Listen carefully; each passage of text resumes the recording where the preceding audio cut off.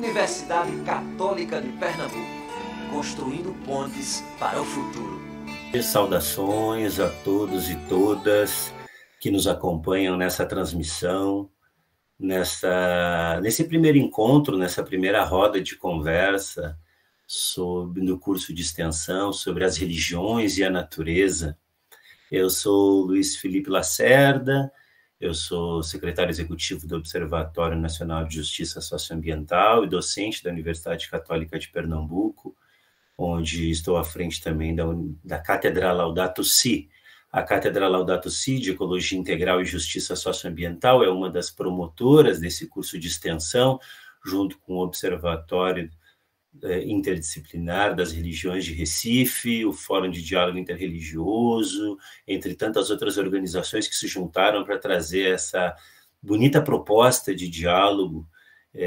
Além de agradecer a todos e todas que vão falar aqui hoje nessa mesa especial, também agradecendo a presença de quem nos acompanha aí pelo YouTube, queria fazer um agradecimento especial aos colegas do Instituto Humanitas da Unicap, que nos dão também todo o suporte para que a gente possa se comunicar com vocês aí do outro lado e diminuir as distâncias nessas redes de afeto e sensibilidades para trocar todos esses conhecimentos.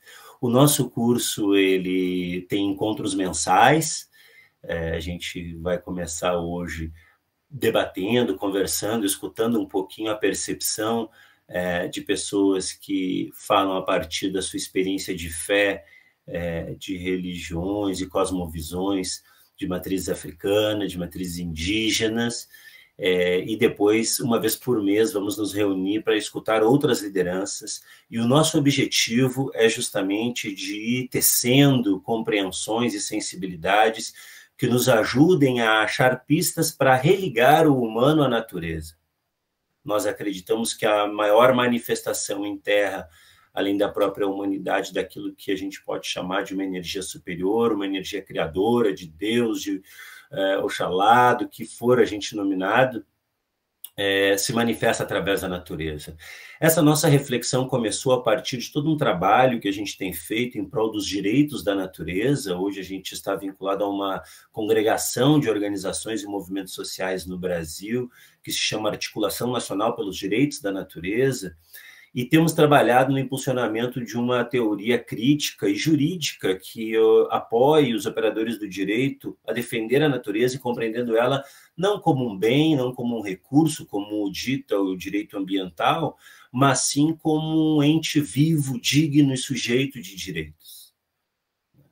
E a gente começou nesse caminho a perceber a necessidade de aprofundarmos mais epistemologicamente, ontologicamente, a compreensão dessa relação da natureza enquanto sujeito de direitos, descendo para um lugar mais profundo, que é a perspectiva do humano e da transcendência do humano. E por isso, então, a gente propõe esse curso de extensão, trazendo diferentes falas, perspectivas, que vão nos levar cada vez mais a compreender sobre o lugar da natureza nessas diferentes perspectivas religiosas e espirituais e como é que a gente pode aprender com elas para retomar um pacto da humanidade com a natureza. Esse pacto foi quebrado nos tempos atuais, por onde a gente percebe cada vez mais a mercantilização da natureza, a mercantilização da vida, as intolerâncias às diferenças, os desrespeitos àquilo que não é o homogêneo e o hegemônico, e a gente, na contra-regra desse movimento da modernidade, que jogou muitas vezes todo o debate da espiritualidade humana para o campo do folclore, do misticismo, omitindo essas vozes da construção do saber e da ciência. Fazemos aqui um movimento de tentar resgatar isso para a nossa mesa, para dentro da universidade, a Universidade Católica de Pernambuco, que se propõe a esses espaços, enquanto uma universidade comunitária e humanista, e a gente, então, abre esse ciclo de debates. Informando também a todos e todas que nos acompanham aí no YouTube, que em breve, ao longo da nossa live de hoje, o nosso apoio técnico vai estar disponibilizando a lista de frequência para quem fez a sua inscrição e, por isso, está sujeito a receber a certificação ao final. Então, apenas para aquelas pessoas que conseguiram fazer a sua inscrição lá no portal da Unicap, a gente convida que preencham a lista de presenças, porque depois é o documento que vai nos comprovar o mínimo de frequência nesses 4 encontros, para depois a gente poder ofertar a certificação de extensão. Vocês que estão aí no YouTube também podem ir escrevendo as suas perguntas, os seus comentários. Nós temos hoje 4 convidados, 2 moderadores, um moderador e uma moderadora, e eles vão, a cada convidado e convidada vai estar falando aproximadamente durante 15 minutos, e depois a gente vai ter tempo para interagir com as perguntas que vocês estão mandando pelo chat do YouTube, escrevendo, comentando. E eu, para passar a palavra, queria trazer para vocês, então, 2 grandes referenciais que foram inspirações para a gente começar a pensar esse momento. Eu estou muito feliz hoje porque essa mesa está riquíssima de pessoas, de experiências, de afetos, de espiritualidades. Eu não tenho dúvida que vai ser um encontro e uma conversa maravilhosa. O primeiro é justamente esse material, que é esse livro sobre os direitos da natureza, né, para a construção de uma teoria geral. Ele está disponível por aí pelas páginas do YouTube, do OMA, da Cátedra Laudato Si'. E ele foi justamente quem nos provocou a sair de uma superfície de um debate extremamente político sobre os direitos da natureza e avançar em direção a esse debate das espiritualidades. E aí a gente foi buscar parceria com quem sabe do assunto, o Observatório Transdisciplinar das Religiões de Recife, o Fórum de Diálogo Interreligioso, para que eles pudessem nos apoiar, nos ajudar com as suas falas e a gente escutando a aprender. E o outro que, digamos, fechou essa nossa convicção foi esse livro do Boff, né, que fala sobre ecologias, o grito da terra e o grito dos pobres, porque se engana quem pensa que aqui vai encontrar apenas argumentos teológicos ou filosóficos. Existe um aprofundamento científico muito forte que comprova aquilo que as pessoas que hoje nós vamos escutar e as suas culturas já dizem para a gente há muitos séculos, né? De uma relação intrínseca do ser humano com a natureza. Então, eu fico muito feliz, dou as boas-vindas a todos e todas, mais uma vez em nome da Cátedra Laudato Si', da Unicap, do Observatório de Religiões, acolho todos e todas, principalmente também aqueles parentes, colegas e amigas e amigos que estão por aqui hoje para fazer as suas falas. Que a gente tenha um ótimo encontro, e eu passo, então, aqui a minha palavra, o meu axé de fala para a Lília, para o Sandro, que vão nos guiar por esse caminho de trocas de experiências nessa noite.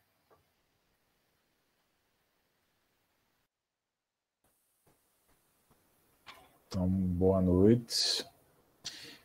Boa noite a todos, todas e todos que estão nos assistindo, nos acompanhando aqui pelo YouTube. Aqui é seu Sandro, faço parte do Fórum Diálogos da Diversidade Religiosa em Pernambuco, onde fórum este que reúne lideranças religiosas e não religiosas, né? Do campo laico também, para poder trabalharmos em conjunto pela defesa e efetivação, né? Do Estado laico e democrático, através do respeito de todas as formas de professar o sagrado, né? Então, hoje aqui eu quero dar uma boa noite, especialmente para todos os convidados e convidadas aqui presentes, né? A minha companheira aqui na mediação, Helena Conceição da Silva. Quero também dar uma boa noite aos parentes aqui dos povos originários, que brevemente serão devidamente melhor apresentados, né? Cada um e cada uma. Ira Neves, Ordônio e Kawari Tenaterra. Quero também saudar aqui os nossos companheiros dos terreiros, dos povos de matriz africana, né? Neide de Ogum, da Tenda Caboclo Fecheiro, o Oganjassana Gonçalves. Gratidão e minha bênção, né, aos mais velhos, aos mais novos, a todo mundo. E também, fechando aqui, né, a mesa, também saudar o Luiz, que me passou a palavra, o Paulo Ricardo, que está aqui também, o professor Gil Braz. Então, é um prazer muito grande estar com vocês nesse dia de hoje aqui, né? Então, é bom só dizer que lá no Fórum Diálogo eu estou atualmente representando o SEB, né, o Centro de Estudos Budistas Bodhisattva, e a comunidade Rio Zen Brasil, né, com a comunidade de afetos, estudos e práticas, né, de meditação, compaixão e espiritualidade socialmente engajadas, né? Então, Lilian, por gentileza, eu vou passar para você para continuar a abertura na mesa. Um abraço negro e indígena desde Olinda, Pernambuco, com gratidão imensa pela oportunidade dessa ciranda, dessa gira aqui entre nós. Mesmo que a tela seja retangular, sem dúvida alguma é um convite à circularidade, que nós possamos nos saudar, nos reverenciar, nos acolher mutuamente. Eu, então, como foi dito por Sandro, sou Lilian, costumo me apresentar como sacerdotisa da Ruá, conhecida como Jesus Cristo, porque quando resolveu encarnar, tornar-se gente como a gente, adotou o nome de Jesus Cristo, enquanto encarnada. Sou cristã, mas também sou iniciada no candomblé, porque, dentre tantos aprendizados com as tradições de matriz africana, um deles é que não é necessário determos-nos no ou, podemos ser e, né? Então, conectivo, eu posso ser cristã e também posso ser iniciada no terreiro.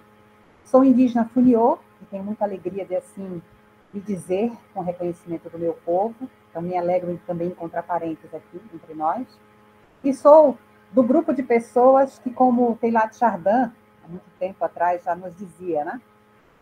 Nós não somos seres humanos, eu cito ele mesmo, vivendo uma experiência espiritual. Somos espíritos vivendo uma experiência humana. E nessa perspectiva das diversidades entre nós, reconhecendo também a nossa igualdade a partir dessa diversidade, eu vos saúdo com gratidão pela oportunidade de girarmos, cirandarmos nesta noite. Gratidão. Sandro? Maravilha. Então, gostaria de iniciar convidando o nosso querido Quarahi Tenethar, né?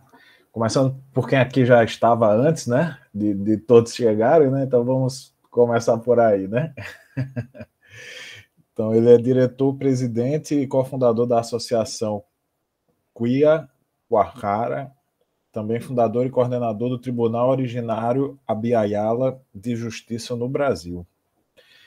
Então, mais uma vez, muito agradecido pela presença, é muito bom tê-lo conosco aqui e a palavra é sua.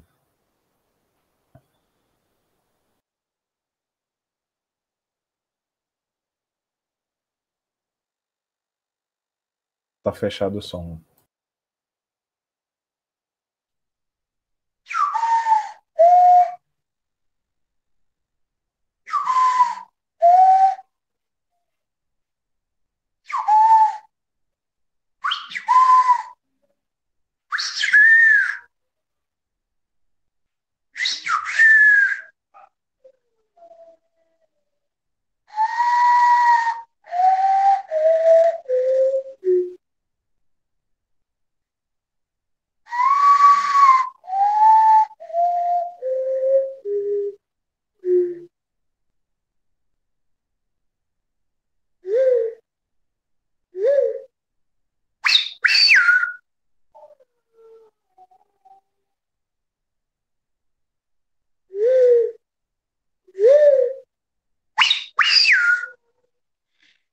Isate kawa panhe amna.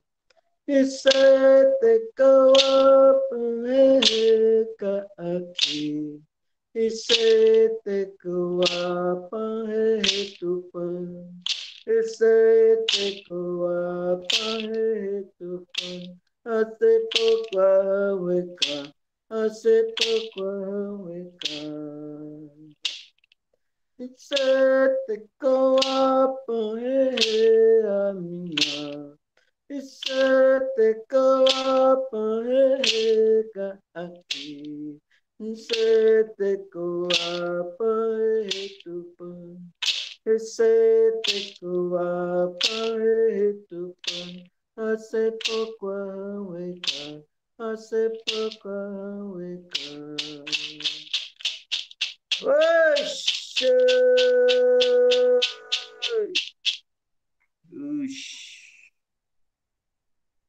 Saudações ancestrais, saudações espirituais,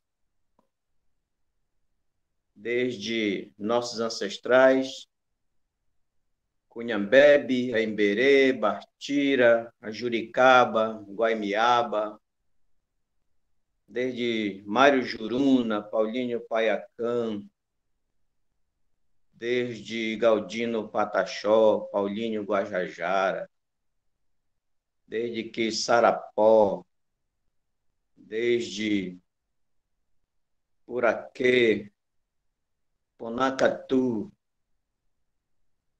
desde os ancestrais, saudamos a todas, né, que estão aqui, também a todos, e a este lugar, né, de sagração à nossa ancestralidade, para as nossas reflexões. Isso é Quarahu, Teneterrar, Tipel, També, isso é Tequá, Panrerê, Guapové, Porá, Encontro Pé, Axirras, Tenecaruca. Então, eu sou Quarahi, sou Teneterrara, Tipel, neto de Tupi, bisneto de Inca, e por suas gerações. Que tenhamos um bom encontro neste lugar de sagração às nossas lutas. Este momento que a gente se encontra aqui para a gente discutir um assunto. Discutir não, a gente conversar, né? Porque quando se trata de espiritualidade, a gente não discute, né? A gente não encaixota, a gente não conceitua, a gente não opina, a gente conversa. E espiritualidade é pai, é mãe, é abrigo, é proteção, é bem-estar, é família. E a espiritualidade nos proporcionou o privilégio de termos um berço chamado Pachamama. E nessa Pachamama está Parente Luiz e todos aqueles e aquelas, né, que já entraram no seu círculo de conhecimento, sabendo ou não. Também Parente Elano, também Parente Ogã, também Parente Lília, também parente, não está aparecendo o teu nome aqui. E cada de nós, né? Cada de nós que está aqui presencialmente e virtualmente é aqueles que ainda estão bem mais distantes. Poucos de nós nos conhecemos assim pessoalmente. Poucos de nós sabemos das virtudes de cada. E a espiritualidade, segundo os nossos ancestrais, né, que passaram para mim e que eu estou passando para todos que entram em contato com a gente nessa construção, a espiritualidade ela não se divide em conceitos. A espiritualidade ela produz uma lei que rege o comportamento dos peixes, do salmão, né, que nasce naquela cabeceira e passa a vida toda em outros lugares desconhecidos. Mas quando tem que gerar outros salmõezinhos, sobe o mesmo rio, no mesmo lugar onde nasceu, para fazer o mesmo processo. Essas coisas inexplicáveis, né, que a ciência diz que é o instinto, para nós são leis naturais. São leis naturais. Uma mangueira que se produz uma manga, essa manga vai ser, o caroço dela, ela vai servir de alimento, né, para quem está com fome ou com vontade, e aquele caroço vai ser colocado em outra terra. E ali vai nascer não uma descendente de uma mangueira. Ali vai nascer uma mangueira. E vai produzir o seu fruto na mesma época e da mesma qualidade de que a sua mãe. Então, nós, que somos Jussara, que os europeus chamaram de índios, nós carregamos essa linha de entendimento de harmonia e obediência às leis naturais e espirituais. E essas leis espirituais, elas servem para nós, serve para o gato, serve para a minhoca, serve para a onça, para a árvore, para os peixes e para os rios. Estranho é quando se diz o meio ambiente. Para nós, essa expressão ela é estranha, mas estranha ao ponto de realmente nunca conseguir entender por que o Sol está aos seus milhares de anos-luz distante daqui e vai intervir no brotar, no germinar de uma semente. E vai intervir nas moléculas da água para evaporar e fazer chuva.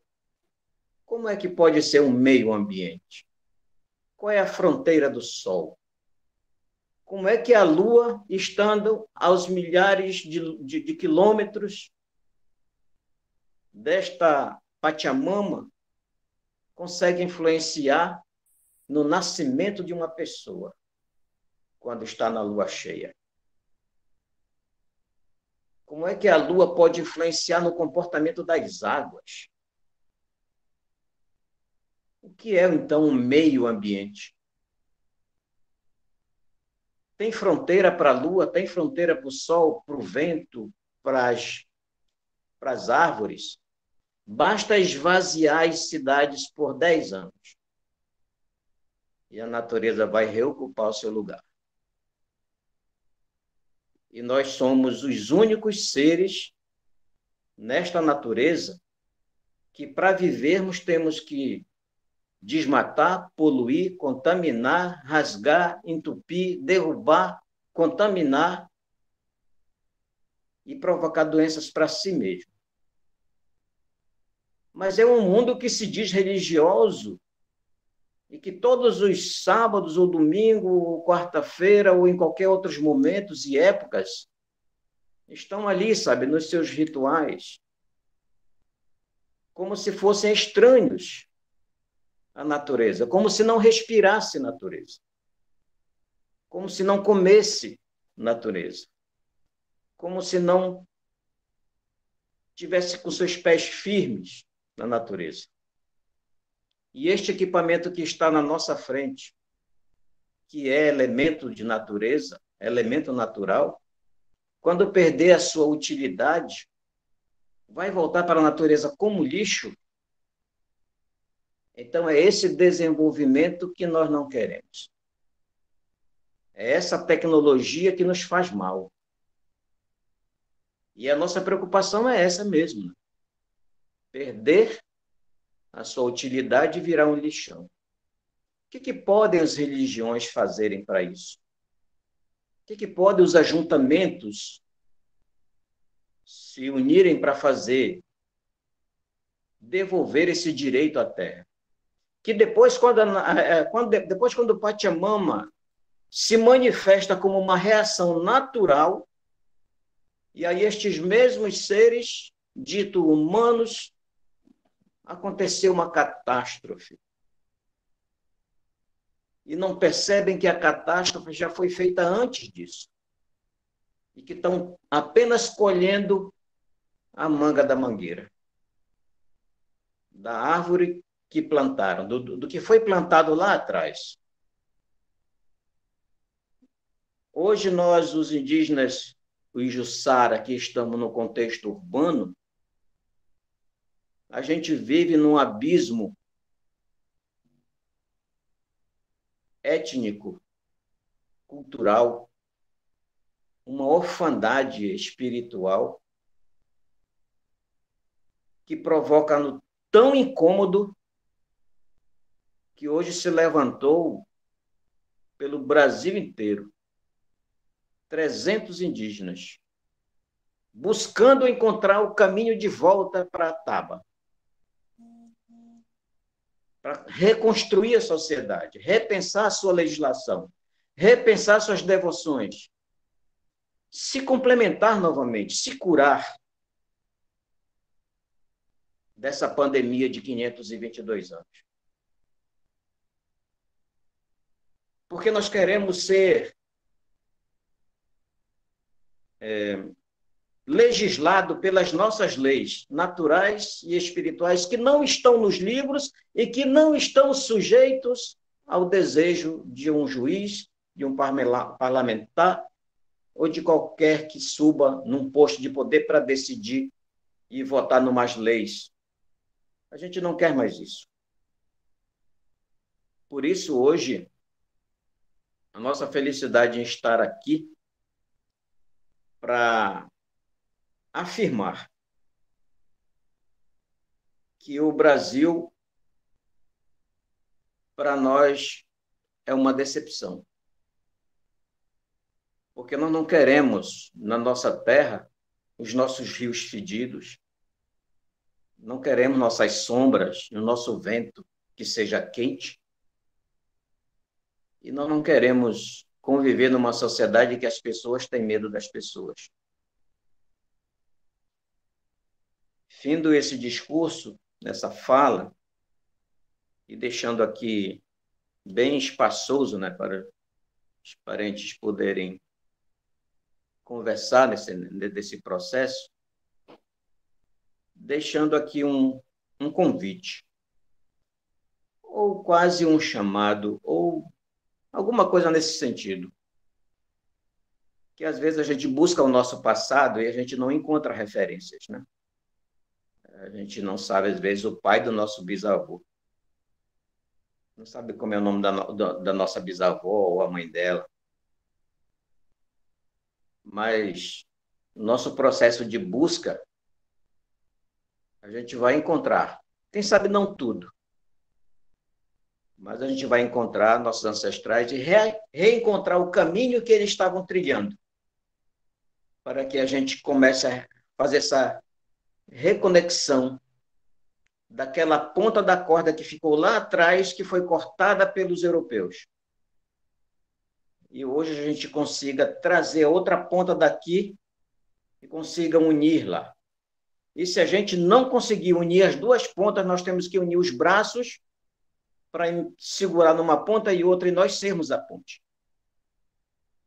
Então, é necessário buscarmos a nossa ancestralidade para que as religiões, de fato, tenham sentido. Rausch.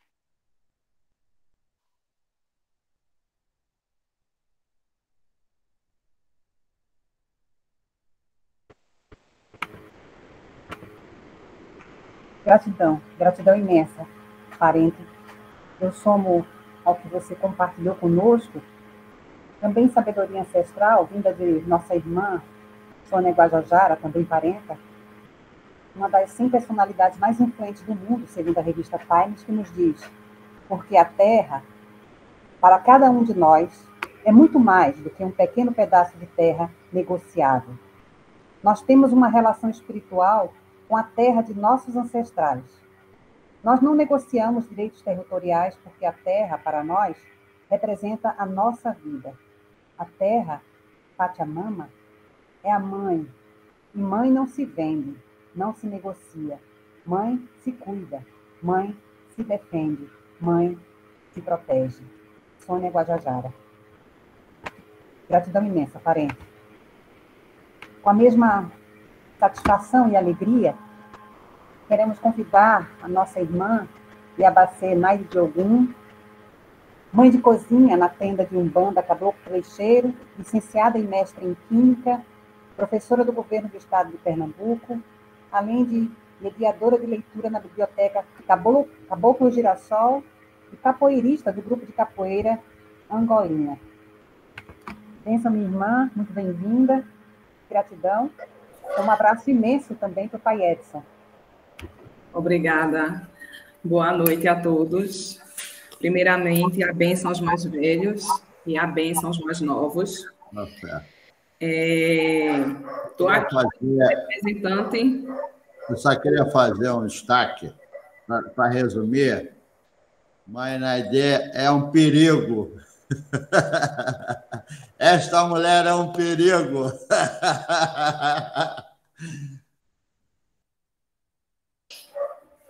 É verdade. Estou aqui representando a tenda de Caboclo Flecheiro, né, de Umbanda. Meu pai de santo é o pai Edson de Omulu. E eu fico feliz de ser mais uma representante feminina aqui dentro, né? Eu vejo várias figuras masculinas e a religião de matriz africana, ela traz exatamente esse matriarcado, né? Aqui atrás eu estou com a preta velha, e aí essa figura feminina, muitas vezes com voz, né? É muito difícil de a gente encontrar. Então, como eu já fui apresentada, eu sou mãe de cozinha, como o Ogan Jassanã falou, é na cozinha que a gente pode dar a vida, né? E aí, hoje, eu trago uma visão muito mais feminina das forças da natureza que está ao nosso redor. E eu acho interessante que o nosso representante dos nossos ancestrais, né, Kawari, ele começou a falar sobre leis espirituais, questionando exatamente o meio ambiente. Ele começa questionando e falando dessas leis espirituais, falando de Sol e Lua. E o Sol e a Lua interferindo em quê? Exatamente nas águas. Então, eu trago aqui hoje, eu fiz até uma apresentação, que é exatamente que a gente sempre tem a visão da religião, né? Que sempre se fala Kosi Ewe, Kosi Orixá. Então, quando não se tem folha, não se tem orixá. E hoje eu trago a visão do Kosi Omi, Kosi Orixá. Porque sem a água, a gente também não tem orixá. E aí, dentro dessa cosmovisão, né, que a gente tem dentro da nossa religião, a gente começa exatamente pensando na quantidade que a gente tem de água, né? 70% do nosso planeta é formado por água. E essa água, qual é o uso que a gente está fazendo?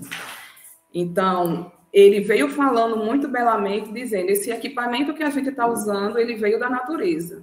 E ele vai voltar para a natureza como um lixo.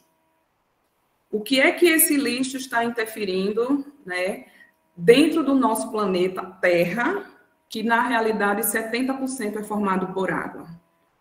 Então, como é que esse lixo ele vai chegar até o meio ambiente, trazendo para... A gente já está sentindo alguns efeitos, mas eu fico pensando nos nossos descendentes mais longínquos, né? Como é que eles vão estar sobrevivendo nesse planeta sabendo que dentro desses 70%, apenas 2,7% é de água doce. E aí a gente pensa, mas existe a dessalinização. Quando professora de Química, quando fui apresentada, falaram professora de Química, então esse processo de dessalinização, ele é muito caro. É um processo que, além de eu retirar os sais, depois eu vou ter que adicionar sais, porque o nosso corpo precisa dos sais também. Então, é um processo caríssimo que, em regiões de deserto, estão utilizando. Por quê? Porque desses 2,7%, 77% estão congelados, por enquanto, né? Se a gente fala de aquecimento global, por enquanto a gente encontra essas geleiras. Mas era importante que essas geleiras permanecessem geladas, vamos dizer assim, né? Era importante para a nossa sobrevivência, porque aí a gente está vendo, a gente está aqui em Recife, e no início foi bem falado que a gente está vindo de uns dias de chuva que eu estou dando aula remota, porque a escola alagou e aí não teve condições de dar aula esses 2 dias presencialmente. Isso é reflexo de quê? Então, essa visão que a gente precisa ter da natureza, e aí ele também falou da questão, né, do sol que aquece, o sol aquece, evapora, e aí a gente tem todo um ciclo que a gente chama do ciclo da água. Ela vai condensar, ela vai precipitar, e essa precipitação, que é a chuva, ela vai voltar para o mar, em forma de rio, ou ela pode ser infiltrada. Então, essa água, ela tem um ciclo natural dela, que é algo que acontece muito antes dos seres humanos estarem aqui. Então, a gente precisa compreender que a água, ela tem uma importância, e a religião de matriz africana, ela dá essa devida importância à água. Então, se a gente observar, muitos terreiros, quando tiveram que passar por um processo de interiorização, procuraram estar próximos a nascentes de rios, exatamente para estar dentro desta conexão com a natureza, exatamente para estar próximo ao que a gente, porque muitas pessoas que não conhecem da religião acham que a gente cultua o orixá em um pedaço de cerâmica, em um pedaço de barro que a gente assenta o orixá. Mas a gente se conecta ao orixá na natureza. Então, quando eu quero conversar com a minha mãe Iemanjá, eu vou ao mar. É lá que eu converso com ela, é lá que eu me encontro com ela, né? E aí, dentro desse processo, a gente também precisa entender que nosso corpo é formado por água. Então, enquanto a gente é feto, a gente está na barriga da mãe, 100% do feto é água. Ele está dentro de uma placenta que está cheia de água. Oxum, né, a deusa das águas doces, é ela quem está amparando esta mãe. É ela que está amparando a gestação. Então, toda uma conexão com o sagrado, né? A gente sempre diz que uma mulher grávida é Oxum em terra. Então, onde é que a gente encontra o nosso sagrado? Em tudo que está na natureza. Em tudo que a gente caminha e encontra. Então, se eu vejo uma criança, eu estou vendo ali a representação dos ibejis, a alegria, toda a movimentação. Então, se eu vejo uma mulher grávida, é a representação de Oxum que eu estou vendo. Então, à medida que a criança vai beber 80% de água, a gente, na fase adulta, 70% de água. Quando a gente vai envelhecendo, as rugas vão aparecendo exatamente pela falta de água em nosso corpo. Vai diminuindo a quantidade de água em nosso corpo. E aí, qual é essa relação que tem a água? Nós temos os elementos sagrados, esses que a gente utiliza de uma partinha, que a gente coloca água, é a nossa conexão com o nosso orixá. A gente usa em rituais litúrgicos e de cura, junto com as folhas, né, que eu falei no início, sem folha não tem orixá. Então, junto com as folhas, a gente faz esses rituais litúrgicos. Então, a nossa guia, nosso fio de contas, ele é lavado com água, que se preparou com folhas para poder lavar. Quando a gente se inicia, né, as águas de Oxalá, que são as águas de Oxalá? Então, quando a gente faz a iniciação em qualquer ritual, a gente vai estar utilizando da água como elemento principal dentro daquele culto. E aí entra as divindades. E eu, como uma boa mãe de cozinha, eu quis falar das divindades femininas. Não que a gente não encontre os homens na natureza, né? E aí eu trago a representação de algumas, Oiá, a primeira aqui em cima, o Iansã, Iemanjá aqui embaixo, Oxum na cachoeira e Nanã, né? Essa representação que a gente encontra exatamente no ciclo da água. E a gente costuma dizer que são os ciclos das Iabás, né? Quando a gente tem a evaporação e a transpiração, seja do mar, seja das plantas, ou seja de um rio, a gente vai estar aí convertendo a água no seu estado de vapor. Esse estado de vapor, né, ele é levado pelos ventos de Yansan. Até onde? Até uma determinada altura que ele vai se condensar. E esse vapor vai voltar a ser água. Essa precipitação, então, a gente encontra Yansan em duas formas, nos ventos e nas tempestades. Então, ela vai estar aí formando esse movimento, né, dentro da natureza, dentro dos ciclos das águas. Quando essa água precipita, que ela chega até a terra, a gente forma lama. Então, a gente vai ter aí os lagos, as águas paradas dos lagos, a gente vai ter os manguezais. Então, toda a representação de Nanã. E Nanã, como nossa ancestral, que forneceu barro a Oxalá para que o homem fosse construído. Então, é uma figura feminina dentro da criação humana, fornecendo barro exatamente dentro desse ciclo que a gente observa aqui, que é o ciclo das águas. Oxum nas cachoeiras e nos rios. Todo rio, ele vai se dirigir ao mar. Hoje eu passei no mar e observei que o mar estava muito turvo e muito amarronzado. O que foi isso? A quantidade de chuva, os rios se dirigem ao mar. E, sabiamente, a criação divina, né, ela tem essa lei da natureza, esse reger a natureza, de a gente observar que a água, por si só, ela já se limpa, né? Quando chega no mar, a água salgada faz com que essas águas de chuva, elas se purifiquem. E aí a importância dessa manutenção, né? Por quê? Aí a gente tem que falar por que a gente precisa manter esse ciclo. Por que a gente precisa se preocupar, né? Como ele falou muito bem, em que a união das religiões pela terra. A gente precisa pensar, porque a gente está vendo aí doenças respiratórias, crianças aqui em Pernambuco em filas de UTIs por conta de doenças respiratórias. A Covid-19 foi um grande boom de preocupação do mundo inteiro.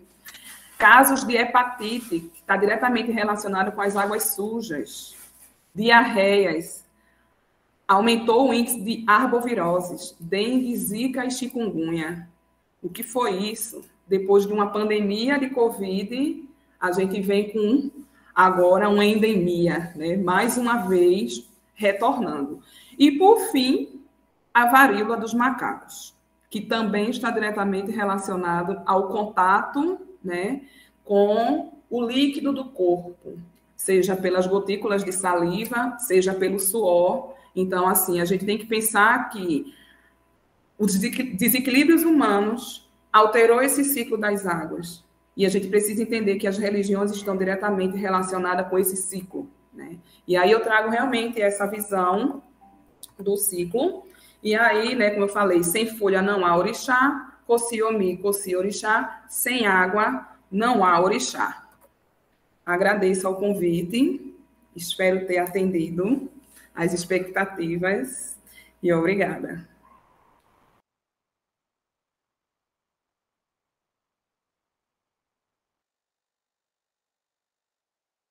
Maravilha. E essa fala, eu acho muito afortunada, né? Tanto o do parente quanto a nossa irmã de santo ali. Acho fantástico, assim, né? E aproveitando para citar a fala de uma Ialorixá muito querida nossa aqui, Pernambuco, né? A Ialorixá Denise Botelho, né? Ela traz um trecho de uma fala dela que diz o seguinte: na tríade natureza, ancestralidade, comunidade, percebemos que a ancestralidade é a tomada de consciência dos saberes daqueles e daquelas que vieram antes de nós e será o alimento de quem chegará depois.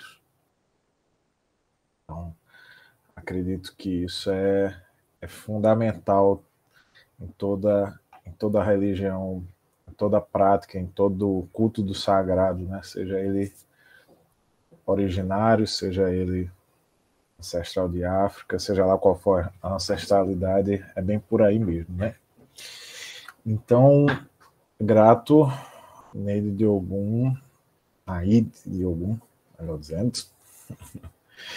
E, em seguida, eu gostaria de passar a palavra para o nosso querido Ogan Jassanã Gonçalves, professor, psicólogo e jornalista, presidente do Centro Espírita Caridade Eterna, no Rio de Janeiro, coordenador do coletivo Grupo de Estudos Braulio Goffman sobre religiões de matriz africana, coordenador do canal no YouTube Falando do Axé, organizador do Guia Prático de Identificação de Plantas Mágicas EUE. Se eu falei errado alguma coisa, me perdoem. EUE. Pronto. Então... saudações a todos as irmãs e irmãs presentes nesse belíssimo e poderosíssimo encontro. Minha irmã Naide de Ogum, não repare a brincadeira, mas mulher que sabe cozinhar é de Ogum e joga capoeira, a senhora sabe como é que é poderosa, não é? Quero saudar a Universidade Católica e todas as instituições envolvidas nesse encontro,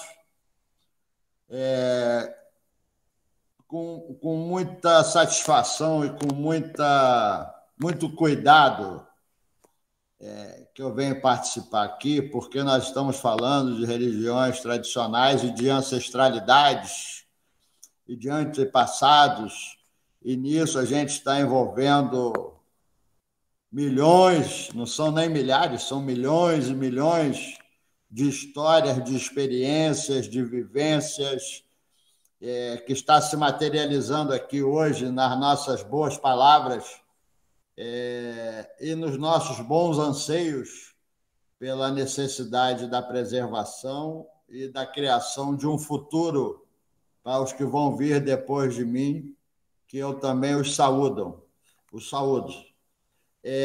Aos professores, a professora Lília, o seu Sandro, você tão jovem já está sendo chamado de seu, e todos envolvidos nessa conversa. Eu acho que não é segredo para ninguém, ao meu irmão Miguel também, a todos os participantes, e chamo irmão porque é mais do que parente, tá certo? As religiões de matriz africana têm uma profunda ligação com as forças da natureza, né? Como a Mãe Naide falou, Cospurê, Cosorixá, Coseuê, Coseomi, sem folha não tem orixá, sem a água não tem orixá, sem a natureza não tem orixá, porque orixá, e no meu caso, Vodum, é a própria natureza. Quando se instala um trovão no céu, a gente grita Caucabeci. Quando vem um raio, a gente grita Eparreoiá. Quando a gente vê uma cachoeira, a gente salva Oxum. Quando a gente vai no mar, todo mundo sauda Iemanjá. E isso é só olhar para Copacabana, que hoje os terreiros estão proibidos de fazer a sua festa de fim de ano lá. Mas quem criou aquele fenômeno, aquele evento, foram os terreiros, que no início da década de 70 começaram a fazer as suas festas na praia de Copacabana. Enfim, e aí, quando a gente fala tradições de matriz africana, é muita gente, não são uma, duas ou três etnias. A África é um continente, né? E para cá vieram pessoas livres, escravizadas de todos os cantos, quase, da África, e a gente tem aqui uma variedade gigantesca de cultos e de tradições, e de memória, e de experiência, não é? As religiões de matriz africana conseguiram, ao longo de todo esse tempo e de toda essa perseguição, manter segredos, não é? De atenção à saúde, que também tem a ver com a natureza, de atenção aos cuidados com as pessoas humanas, aos cuidados com os animais. Tudo isso é cercado de muito cuidado, atenção e de religiosidade. Mas a gente não pode, lamentavelmente, não pode deixar de levar em consideração o maior fenômeno que nós vamos viver, provavelmente, nesses últimos anos, que são as próximas eleições, agora em outubro. Né? A gente está vindo de uma verdadeira barbárie, a gente está vindo de uma verdadeira tragédia, a gente está vindo de uma verdadeira aberração em todos os aspectos da natureza, não é? E mais, até da própria sobrevivência humana. Né?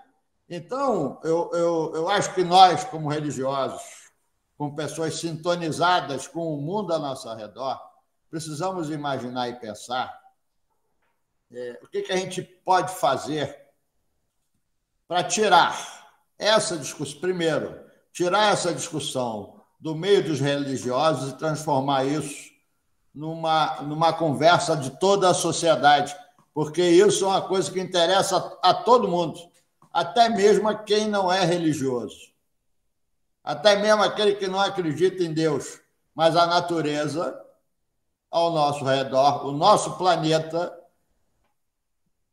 interessa a todo mundo, diz respeito a todo mundo. Né?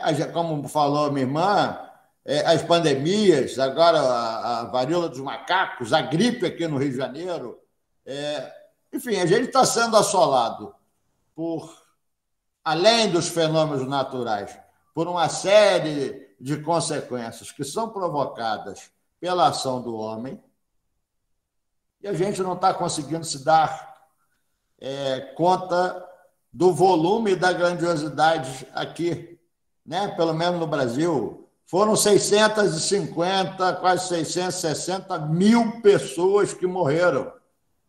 Isso são 3 vezes a bomba de Hiroshima, gente. Não dá para achar que isso não aconteceu. Não dá para deixar de levar isso em conta. Isso causou, sim, um desequilíbrio no planeta. Né? E as pessoas estão tratando isso como o quê? Eu acho que nós, como religiosos, a gente precisa trazer essa discussão para o seio dos nossos terreiros, das nossas igrejas, das nossas casas, das nossas tendas, da nossa oca, da nossa tábua, para a gente, para todos nós, para que a gente discuta isso de uma forma mais objetiva, né? Porque o planeta não aguenta mais. A gente precisa começar a dar respostas efetivas e concretas, ainda que pequenas, mas na direção de a gente começar a se preparar para contornar essas coisas. Né? Eu estive observando aí os prováveis candidatos, as discussões sobre natureza, sobre ecologia, sobre meio ambiente, sobre tudo isso, é o último ponto da pauta. Quando tem, alguns nem discutem, pessoas que vão nos comandar nos próximos 4 anos não tocam sequer nesse assunto. Não tocam sequer nessa possibilidade. E quando falam como se fosse uma dádiva, como se fosse uma... Sabe? Toma aí para você não ficar enchendo muito a minha paciência. Nós vamos plantar uns coqueirinhos ali no aterro do Flamengo para você parar de nos perturbar. Só se fala da questão econômica, só se fala da questão da sobrevivência, só se fala da questão do emprego. É óbvio que isso é fundamental, mas sem planeta não tem questão econômica, não tem vida, não tem emprego, não tem absolutamente nada. A vida, como em todas as religiões que eu conheço, é o primeiro, o principal, o fundamental bem que o ser humano ganhou de Deus. É a nossa obrigação primeira cuidar dela. Mas a gente precisa também falar de distribuição de renda. Eu estava lendo essa semana um relatório de uma ONG que atua lá em Davos, que denunciou que nesta pandemia do Covid-19, a humanidade criou 572 pessoas mega ricas. O que é uma pessoa mega rica? Não é milionária, não é bilionária, é mega rica. E foram dois os setores econômicos que tiveram esse engrandecimento. Como era de esperar, as indústrias químicas e, pasmem, os senhores, a indústria de alimentos. Ou seja, ao mesmo momento que milhões de pessoas estavam morrendo, outras bilhões de pessoas estavam sendo exploradas na sua natureza mais elementar, que é a fome. Para a gente produzir alimento, a gente precisa ter um planeta saudável. Para a gente se alimentar, a gente precisa saber o que nós vamos fazer com isso. Que saída nós temos? Eu acho que nesse momento, o grande debate que a gente pode trazer é isso. O que nós vamos fazer? Está lá o Pantanal destruído, a água da Califórnia, o lençol hídrico se acabou. Já não tem mais plantação de laranja porque não tem água. O modelo de exploração levou à fadiga do lençol freático. O que é que nós vamos fazer? Eu acho que não basta rezar a Deus. Eu rezo a Deus para que Ele ilumine a minha cabeça, o meu ori, para que a gente consiga caminhar na situação de mobilizar as pessoas ao redor disso. Não pode ser quem se preocupa com a ecologia, com a natureza, com o meio ambiente, enfim, não pode mais ser encarado com aquele bicho grelo da faculdade, o riponga, e aí, meu irmão, não é nada disso. Nós estamos falando de sobrevivência da raça humana, pô. E o que é que nós vamos fazer? Bom, aqui no meu grupo de estudos, a gente já vai começar a estrear 2 programas sobre folhas. Um, reensinando as pessoas a reconhecer folhas e os usos de cuidados e atenção à saúde. E outro, nós vamos fazer um outro programa discutindo as questões mais amplas de identificação de plantas, de reconhecimento de plantas, de preservação de plantas e da propagação de plantas. É uma coisa assim, é uma contribuição mínima, mas que agora, aproveitando essa experiência, aproveitando esse conhecimento e esse contato com a Universidade Católica de Pernambuco, ao qual eu tenho uma cunhada que se formou aí 2 vezes, Jailde Cavalcante, eu vou pedir ajuda, eu vou pedir contribuição, vamos começar a produzir conteúdos nessa direção para a gente divulgar. A gente precisa chamar as pessoas de terreiro, a gente precisa convocar as pessoas da igreja a olhar para o que está acontecendo ao nosso redor. A gente não pode fazer de conta que não está acontecendo nada. E como religiosos que vai na cachoeira pedir ao Oxum um bom amor, que vai pedir a Iemanjá paz e harmonia na nossa família, enfim, não é? Esses deuses vivos que nos circundam, que nos cercam, que nos abraçam e que nos acolhem, força para a gente poder desencadear ações efetivas, objetivas e concretas para a gente resguardar essa coisa maravilhosa que Deus nos deu, que é o planeta Terra, né? Como vivente aqui, nós temos a obrigação de resguardá-lo por nós e para todas aquelas gerações que ainda estão por vir, por reencarnar aqui, eu por continuar, e que essa terra e a nossa vida sejam preservadas de uma forma equilibrada, de uma forma soberana, de uma forma tranquila, natural, e principalmente que esse desenvolvimento, que todo esse processo, ele provoque, na verdade, entre todos nós, um imenso e gigantesco sentimento de fraternidade, para que em todo esse planeta, seja nós aqui, seja o sujeito da Malásia, seja o sujeito no norte da Sibéria, consiga viver feliz e em paz com tudo isso que está ao nosso redor. Nós temos uma responsabilidade gigantesca, né? Desculpe se eu me alonguei, eu não acabei não marcando meu horário. Eu sou homem de chamor. Quando a gente fala, a gente se exalta um pouco, mas isso é só na fala. Eu sou uma pessoa, na maioria das vezes, dócil, tranquilo e equilibrado. Tá? Muito obrigado pela atenção, minha saudação a todos mesmo, de verdade. Um grande e fraterno abraço para todo mundo que está ouvindo a gente aí. Obrigado. Gratidão, axé. Gratidão, Olga Assana.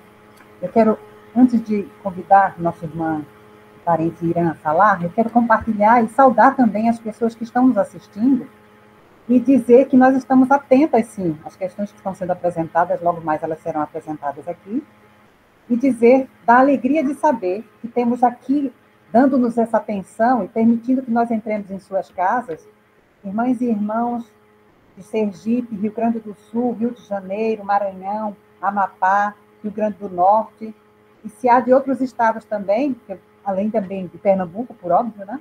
E por amor, sinalizem para que também aqui possamos fazer uma saudação especial. Até aqui nós temos visto que tudo que tem sido dito com tanta riqueza, com tanta profundidade, fala da vida, fala de fé, fala de política, porque fé é política, fala de economia, é um convite para que, de fato, nós, enquanto pessoas que nos dizemos pessoas de fé, ou mesmo as pessoas que não se identificam como religiosas, que assumamos a nossa responsabilidade cidadã, lembrando que nós somos pessoas religiosas, nós aqui, mas o Estado precisa ser laico. Então, o não assumir nas pautas, nas plataformas, o tema do meio ambiente, sem dúvida alguma, é uma decisão racista, e é preciso que nós denunciemos. Gratidão por nos lembrar, Ogan. E eu quero, com muita alegria, saudar de forma muito especial, novamente, o nosso parente, irmão Irã Neves Chucuru, que é agrônomo, membro do coletivo de agricultura indígena Chucuru Jupago Crecá, guardião da mata e do complexo sagrado da Boa Vista. Muito bem-vindo, meu querido.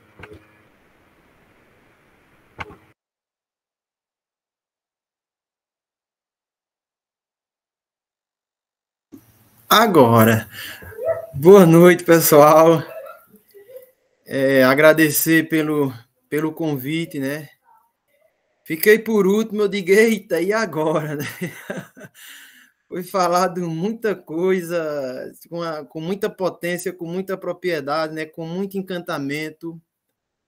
E acho que essa é a palavra que eu vou me concentrar, né? Que eu vou trazer os ensinamentos, os princípios, né? Os valores do encantamento da terra de Ororubá, né? E aí saudar os ancestrais, né? Os nossos antepassados, né? Que eles estão presentes aqui conosco, né? E saudar a natureza toda que é sagrada, né? Saudar e dar um salva e um viva, mas muito viva mesmo, para a pedra, para as pedras, para as águas, para as matas, para o solo, para o ar, né, para toda a matéria, para todo ser, para toda a natureza que é sagrada. E aí eu gostaria de falar sobre essa cultura de encantamento, né, trazendo algo para a gente refletir. A gente está falando sobre religião, eu percebo que se fala muito sobre espiritualidade, né? E não necessariamente sobre a religião ou as religiões e natureza, né? E aí começar sobre essa questão mesmo da natureza, né? Todos nós somos natureza. Eu, Irã, vocês que falaram, o humano é natureza. E é uma coisa que eu sempre coloco onde eu tenho a oportunidade de falar, para a gente ter essa atenção, né? Para que a gente não se coloque a humanidade e a natureza do outro lado, né? Nós somos natureza. Se você quer chegar perto da natureza, chegue perto de você mesmo. E aí um ensinamento da Serra do Ororubá, que é o Longiabaré, que é o poder do silêncio, o silêncio interior, essa potência que é você mesmo. Você, natureza humana, você, corpo, como a gente chama aqui, semente, casa de espírito. Nós somos espírito. Os ancestrais, eles estão aqui, eles nos preenchem. Né? Então, buscar essa ancestralidade é Longiabaré, é o poder do silêncio, é conversar com o seu espírito, é cuidar do seu corpo, casa, para ter longevidade, e aí vamos discutir a alimentação de verdade, né? Vamos discutir os cuidados com o corpo, por vaidade, por longevidade, por saúde, mas por compromisso, por relação de fidelidade ao mundo velho, porque ele está aqui, o passado está aqui, os ancestrais estão aqui, certo? Então, nós somos natureza humana, corpo ou semente, nós somos o povo semente, casa que abriga espírito. E aí a gente traz outras reflexões que são importantes, mas por que só nós, humano, somos casa de espírito? Isso é, no mínimo, muita ingenuidade, de certa forma, e até arrogância.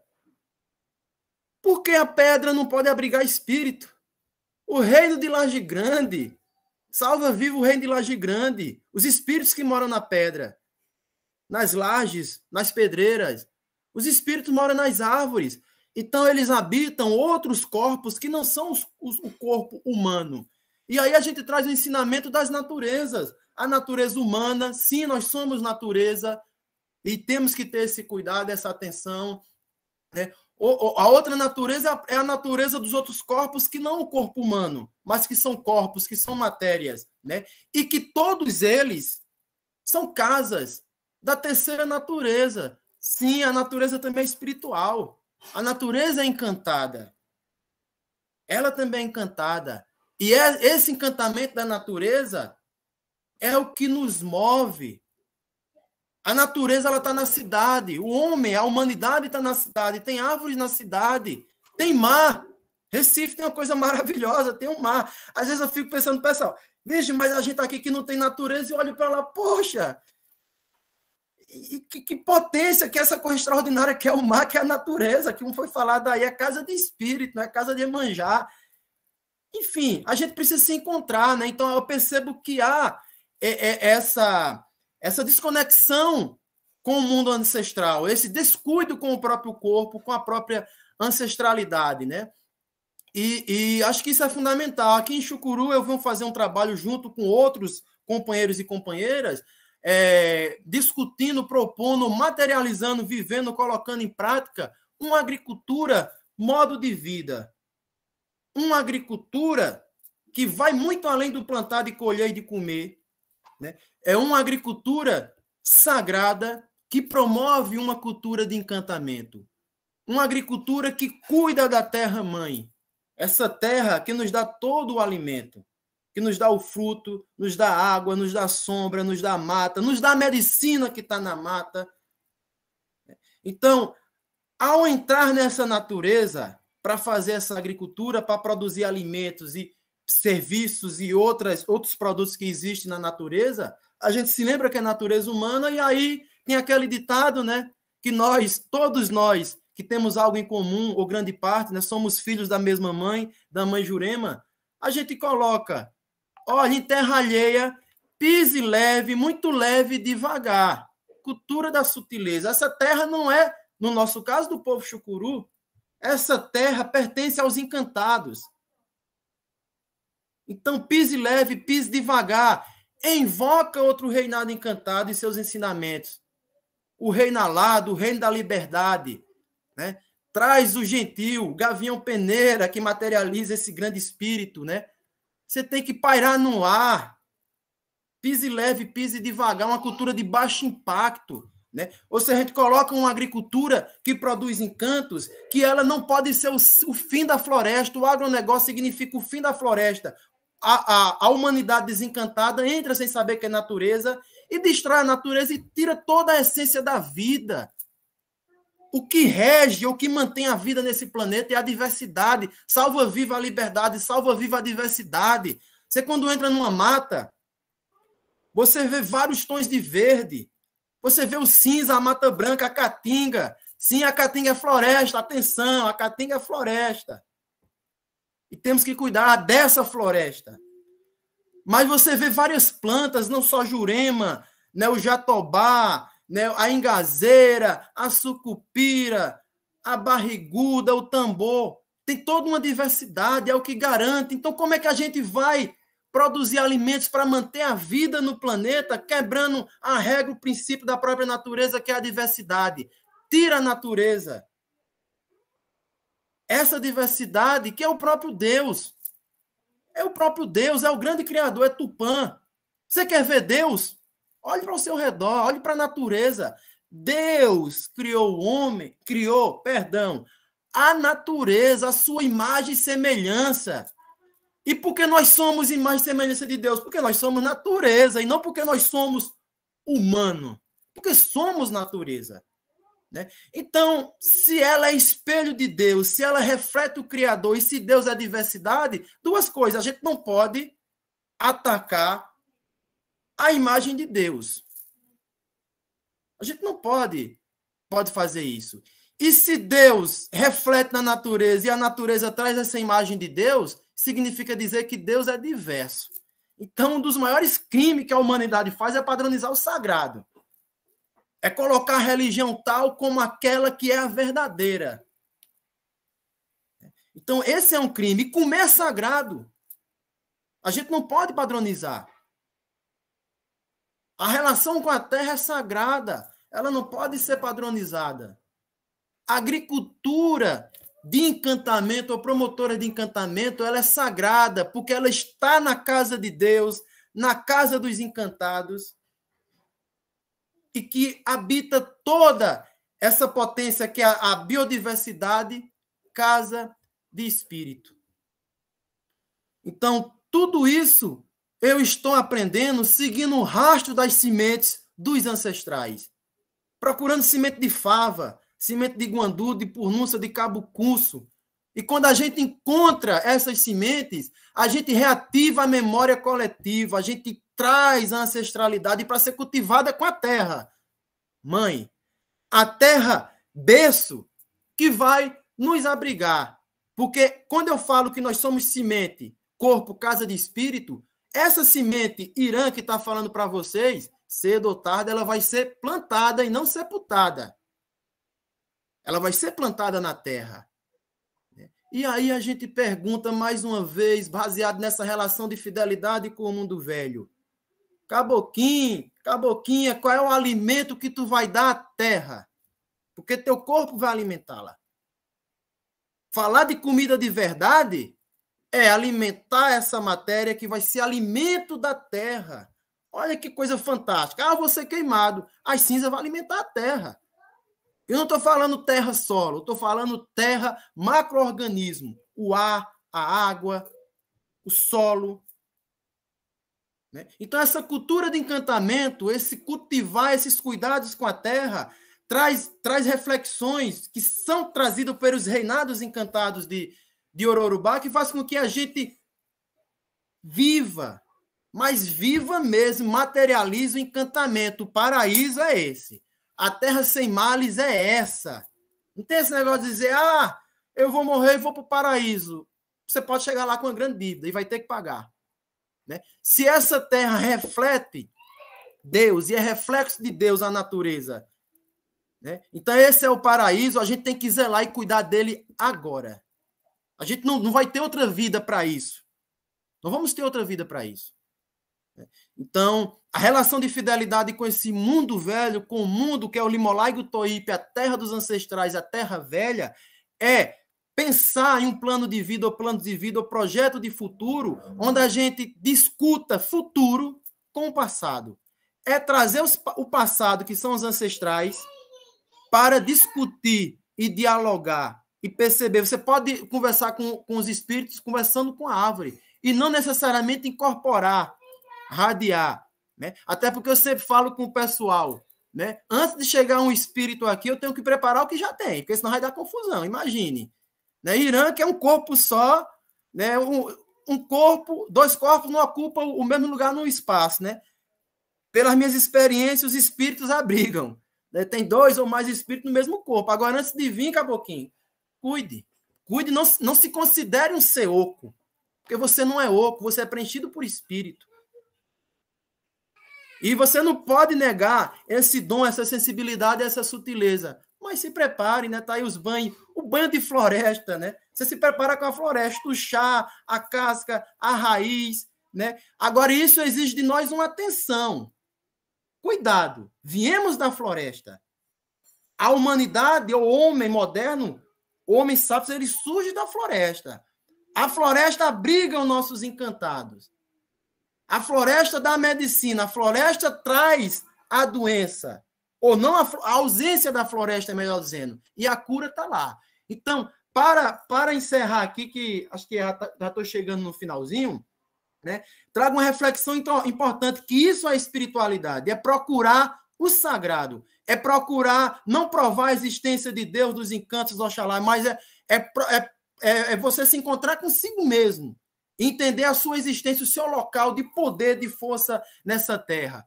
Nós estamos vivendo pandemias, né? E essa pandemia traz para a gente uma relação doentia da humanidade com a terra, o macro-organismo, terra, vivo, biologicamente, mas vivo potencialmente, porque é casa de espírito, ele está doente, ele está febril, aquecimento global. E ele, como qualquer outro organismo, ele insiste em existir.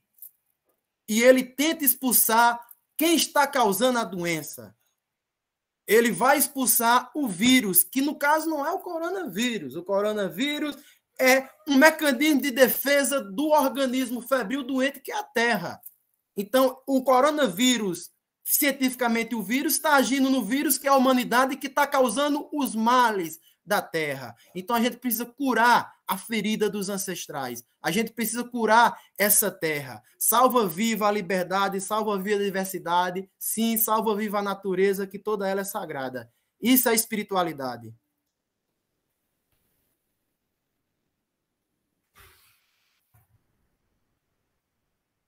Maravilha, gratidão pela fala, parente, muito potente, né?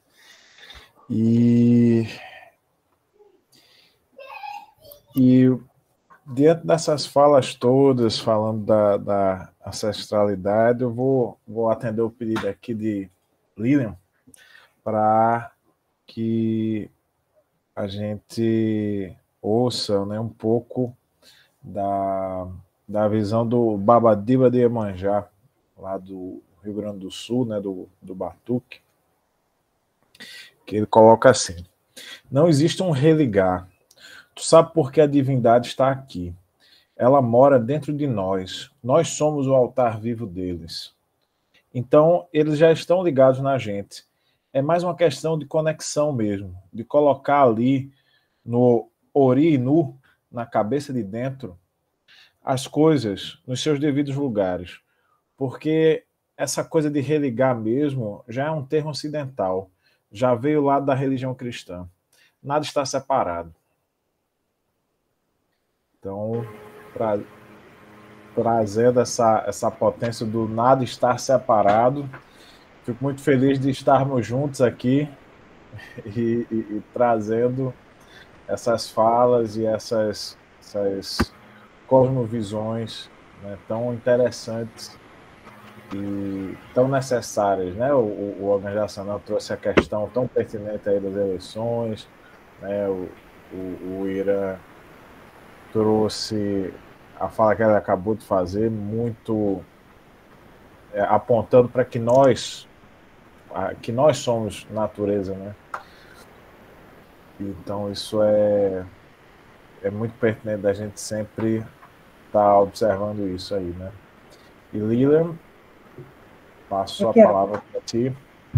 Eu quero somar a cada qual de vocês com profunda gratidão, já dita, redita, da alegria que é ouvir a potência de suas falas, necessárias, muito necessárias. Gratidão, axé. Eu quero saudar também pessoas que de São Paulo, do estado de São Paulo e da Bahia, também estão conosco. Pesquisadoras, estudantes de outros estados também, tanto de ciências da religião, quanto de teologia e de outras áreas do conhecimento. A cada pessoa que está nos acompanhando. Eu quero compartilhar com vocês algumas questões que foram apresentadas e eu compreendo, e em diálogo nos bastidores com o Sandro, compreendemos conjuntamente, de que essas perguntas foram contempladas nas suas falas. Professor Gil Braz Aragão diz, no Brasil, todos temos sangue afro ou indígena. Quem não tem nas veias, tem nas mãos. Então, como recuperar essa sabedoria antiga para nossas vidas? Como visitar os sábios e sábias desses terreiros e dessas aldeias, desses povos?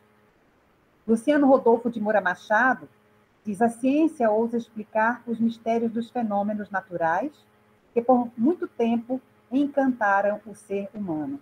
Precisamos resgatar o mistério, o aparentemente inexplicável, para que a natureza seja sagrada, para que a natureza seja sagrada. Então, essas questões, ou essas contribuições, eu penso que estão dentro do que foi aqui apresentado. Nós poderíamos passar horas mais aqui ouvindo cada qual de vocês, mas o tempo, que nos ensina as tradições de matriz africana, também de matriz indígena, o tempo é uma divindade que precisa ser reverenciada, nos diz que precisamos dizer que esse é um aperitivo para que cada qual de nós tenha interesse de continuar aprofundando o que aqui foi provocado por cada uma das pessoas convidadas. Eu quero dizer da nossa gratidão profunda pela oportunidade de iniciarmos, então, esse curso de extensão. Lembrar que no dia 30 de junho teremos, então, um segundo momento, com outras irmãs e irmãos convidadas e convidados. E dizer que, nesse momento, não vai dar para que cada qual de vocês se despeça longamente, né? Mas que façamos, então, somente uma despedida conjunta pelo tempo de partilha que aqui tivemos, para que também tenhamos desejo de estarmos novamente aqui, no próximo encontro e outros tantos que virão. Não é, professor Luiz? É isso mesmo, Lilian. Agradecendo mais uma vez a todos e todas que estiveram conosco, essas falas potentes, em nome do Instituto Humanitas, da Unicap, que promove, junto com a Cátedra Laudato Si, o Observatório das Religiões de Recife, o Grupo de Diálogo Interreligioso, todo esse curso de extensão, o IHU, que tem sido essa grande casa também dos diálogos na Unicap, não é? Abrindo a margem para a gente poder fazer reflexões tão importantes. Tenho certeza que cada um e cada uma que nos escutou e partilhou o seu tempo, que tempo com a gente hoje, está levando essa semente aí. Muito obrigado.